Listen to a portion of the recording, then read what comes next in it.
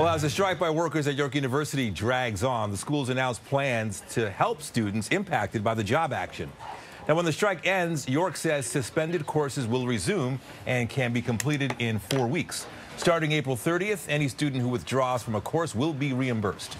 Beginning April 23rd, undergrads can apply for up to $1,500 in bursary support. And that includes those who have had to rework travel plans since the strike began March the 5th. As for the summer, York says no labor deal is reached, or if there's no deal reached by April 23rd, at least one of the 3 planned sessions will be cut. And as of May, more reductions will be needed. Last week, the province announced it was appointing an arbitrator to investigate why there's been no resolution.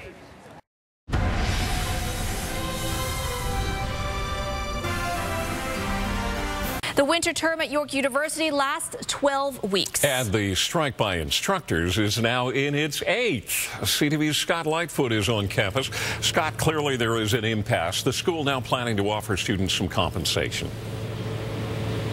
Yeah, that's right. And the compensation will come in the form of tuition credits, and there will also be financial aid for students who qualify, students who may have had to extend their lease or pay for extra childcare or change their travel plans due to this strike. I'm extremely frustrated, yeah. Evan Hewitt is a 4th-year English student at York who should be nearing the completion of his program. I should be working in September, but due to what's going to likely happen, I'm going to have to wait for another year before I can do that. Hewitt is one of some 50,000 undergraduate students whose school year has been jeopardized by a 45-day-long strike that shows no signs of ending. Last week, the Ontario government launched a commission to look into the labor dispute between CUPE Local 3903 and the university. Today, the university announced some steps to assist affected students. If we don't have a deal by April 23rd with CUPE, we will be canceling one of the summer sessions in order to make sure that we have enough time for students to finish their winter term. The school is offering bursaries up to $1,500 for students who have experienced what they call extenuating financial difficulties due to the strike. They're also offering tuition credits. If they're enrolling in a winter course, students who choose not to finish the term this year will be able to get a tuition credit so they can take that course again at a time of their choice. The union, which represents some 3,000 contract faculty, teaching assistants, and other staff, has been on the picket line since March 5th. This is a crisis of their own making, and that there is still time to let the commission move ahead with its work.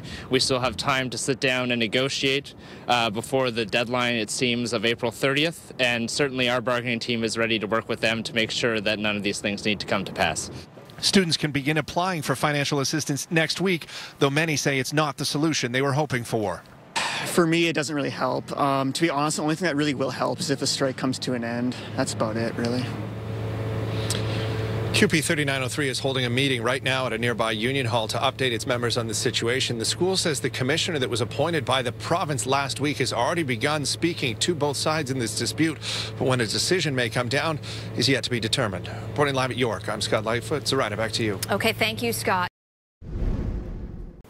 As the York University strike drags into its 7th week, the university says it may be forced to cut a portion of its summer classes.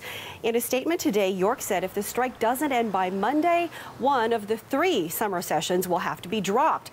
If the strike continues into May, even more cuts to classes will be necessary. On March 5th, more than 3,000 York graduate teaching assistants, contract faculty, and graduate research assistants walked off the job in a dispute over wages and job security. Starting April 30th, students will be offered a tuition credit for anyone who wants to withdraw from the semester. Financial support of up to $15,000 will be available for students, including those who've had to make changes to their travel arrangements.